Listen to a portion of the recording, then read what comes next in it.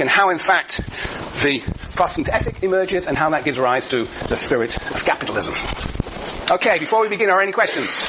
Yes, Greg. I know this may be a dumb question, but like you mentioned that usually, like in the things that we can read, that Protestant countries usually develop a work ethic.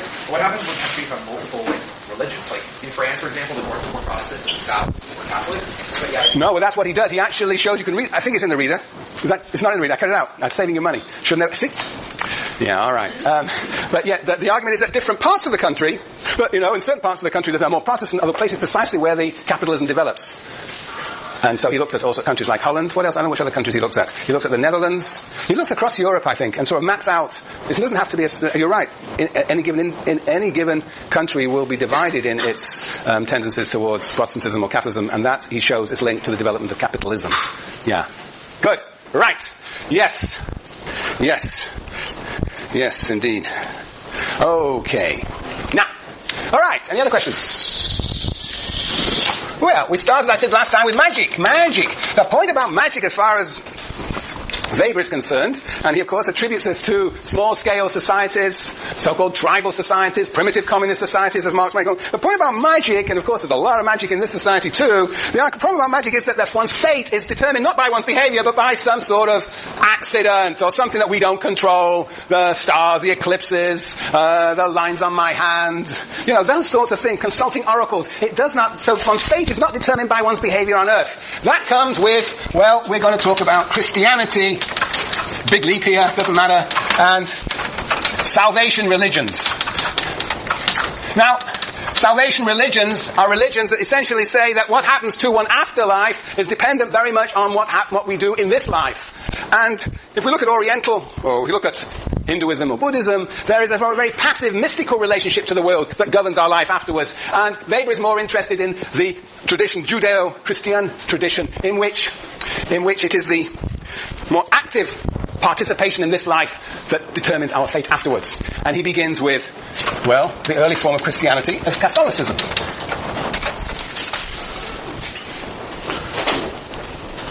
Yeah. Now, what does he say about Catholicism? What does he say about Catholicism? Well, he says essentially human beings, according to the Catholic Christian tradition, human beings are not born innocent. They are, in a sense, they are born guilty. They are presumed sinners. And what does one do in the Catholic tradition? If one is a sinner, one atones for one's sins. One atones for one's sins. Atones for sins. Atones for sins. Oops. And how does one atone for sins? How do Catholics, and there must be many, many here today, Madeline? Confession. One does it through confessions. One confesses on a regular basis to one's priest. And also, how else does one in the Catholic tradition, Greg? You pray different saints, like for the Virgin Mary. You usually say Hail Mary, Mary. Okay, that's the sort of, yes, all right. That's a part of the sort of almost a confession, right? There's a sort of prayer moment to it. Yes, that's right. Yes, Lauren? Well, I think it's the baptized, and it's like you're choosing a life of Catholicism, you're choosing a life towards God.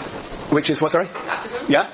Like, by being baptized, you're like lead a life towards God as opposed to any life different direction. Right, so what is that life in the direction of God, to the glory of God? It involves what? It involves not just confessions, but you also do some good deeds, right?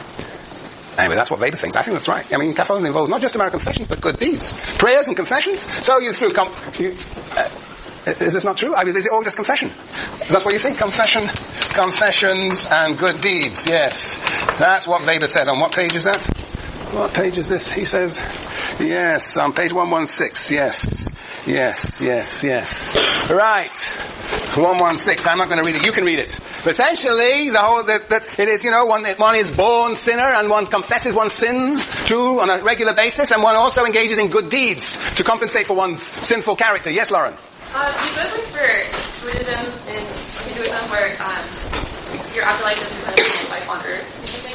What about like reincarnation? Like, isn't like the next life you're supposed to lead is not dependent upon like your behavior on earth in your previous life? Right, it's true. Reincarnation, as far as I know, indeed doesn't depend extensively on what one does here. But the Hinduist, Buddhist, there is a connection. One should behave in a sort of mystical way. One should be in a sort of a passive relationship to the world, a retreat from the world. And that's that retreat from the world that makes one holy. And it's that holiness that will, but yes, you're right, it's not clear that really affects in what form you are reincarnated in the future life. Any experts here? Yes, Vijay? It does.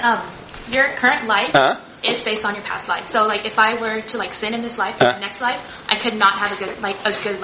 Because my grandfather passed away, so she said that's because in her past life she did something wrong, and that she was born into a good family because she was good in her past life. And then they say like, who is this, Hinduism or Buddhism? It's Hinduism. So your past life, your current life does depend on your past life.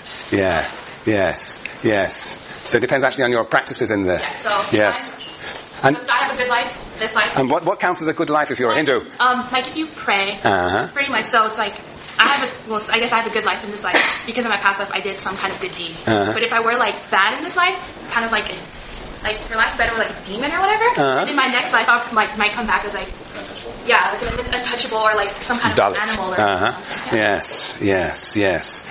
But it leads to sort of passive retreat from life. It doesn't lead to an active intervention in life. It's almost, the fact that one's life is determined by something that has happened that was beyond one's control in the past. It means it's a sort of passive orientation. And that's how Weber characterizes both Hinduism and Buddhism. Yes, Matthew? Well, I guess, I want to say it really depends how you interpret Hinduism. It's very heterodox in that. I know a lot of people who interpret it very actively. This way. It's like, you have your karma, which is, what's related to what you did in your past life, and then you have what's called dharma, which is the set of cards that you have to live out in your current life, and it's how you engage with that. So you can, in a similar way to Catholicism, you can't atone for your past sins of your current life to move up, and eventually you will become an enlightened being. So there are going to be there are obviously going to be different interpretations of any given religion, and you can't and that's part of the problem that Weber here, at any rate in his analysis here, is in a sense sort of essentializing Catholicism and Protestantism, as we will see, and it may be more variable, and of course there are other factors that affect people's day-to-day life other than religion, and he is trying to extract out the impact of religion per se from other factors, and so there may be up to other factors that will lead in a different direction than the sort of dictates of the religion itself. But his general point is that Hinduism leads to a more passive orientation to the world than Catholicism and particularly Protestantism. Okay, very good. So, and what's interesting actually that Catholicism has actually quite a few, in Weber's idea, has quite a few also magical moments. That Catholicism has not rid itself completely of the idea of magic, and he refers to these on page, let's see, a number of places. On page, for example, 117. 117. Whoa, yes, that's right. Yeah, it's interesting the vocabulary he even uses on page 117. 2, 4, 6 lines from the top. 117. It's actually there. 117.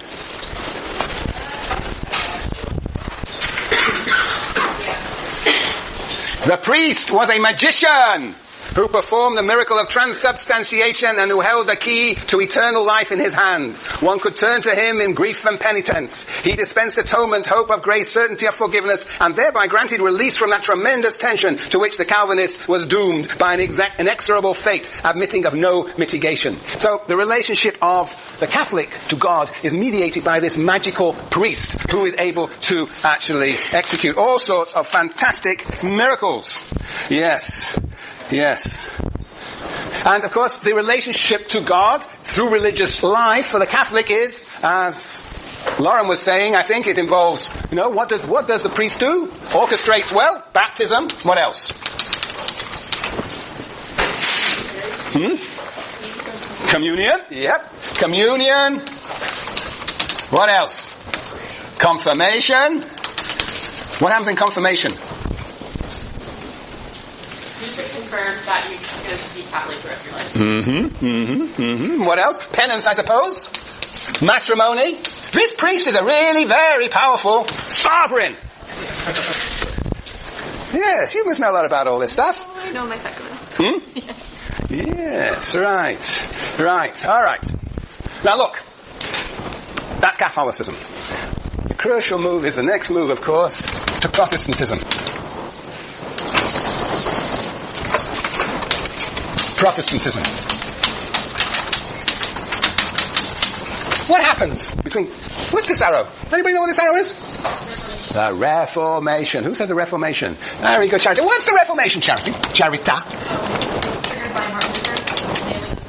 97? 5? Wittenberg. Have you ever seen these?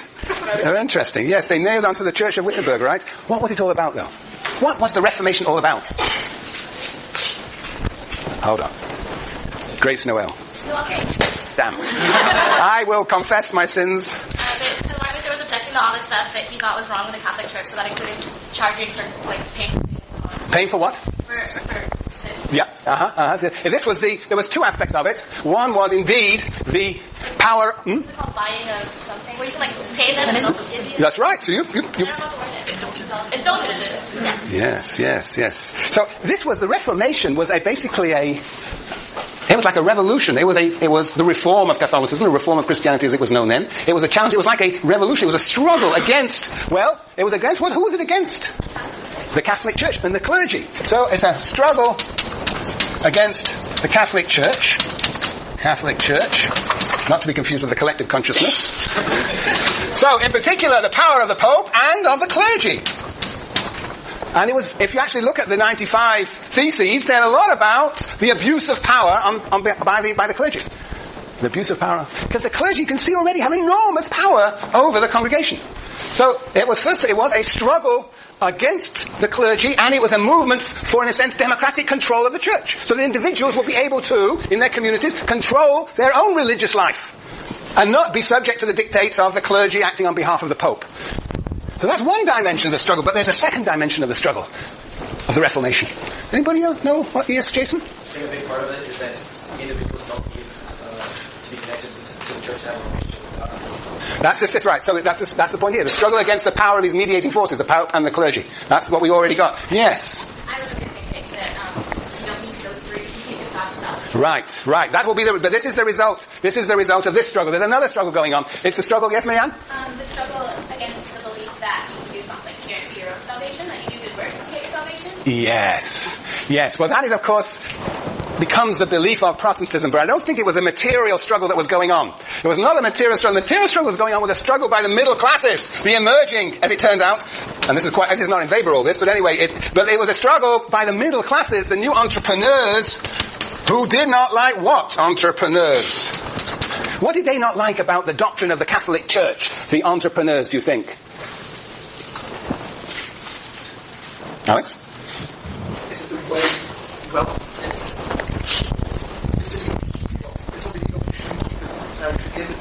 Yes, there was almost a glorification of poverty.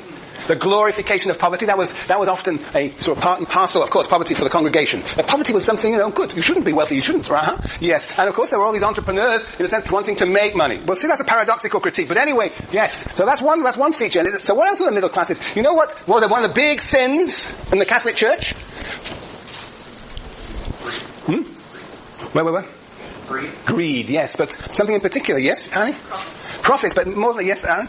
Usury. What was usury? It's lending money for an interest. Yes, lending money with an interest. So the whole idea of lending money, which of course, was the essence of sort of merchant capitalism and indeed modern Western bourgeois rational capitalism, the whole idea of lending money at an interest, usury, was condemned by the church. So again, these middle class entrepreneurs, this incipient capitalist class was up in arms against, and was one other thing that the middle classes didn't like about, say, the Roman Catholic Church.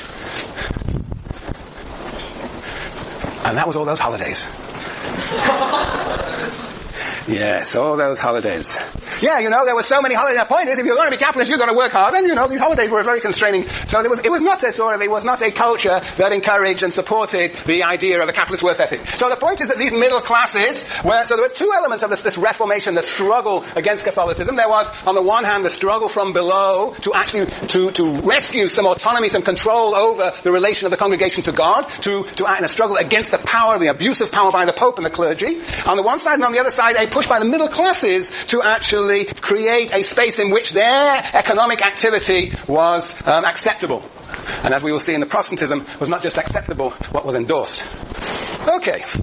So, well, now we get to the interesting part. Because this Protestantism takes on two forms. First, we talk about Luther. I mean, these are like, I don't know. This is like German social democracy. Luther is the sort of the revolutionary, the Luxembourg. And as we'll see, Calvin is the sort of Karl Kautsky, the prime priest of socialism.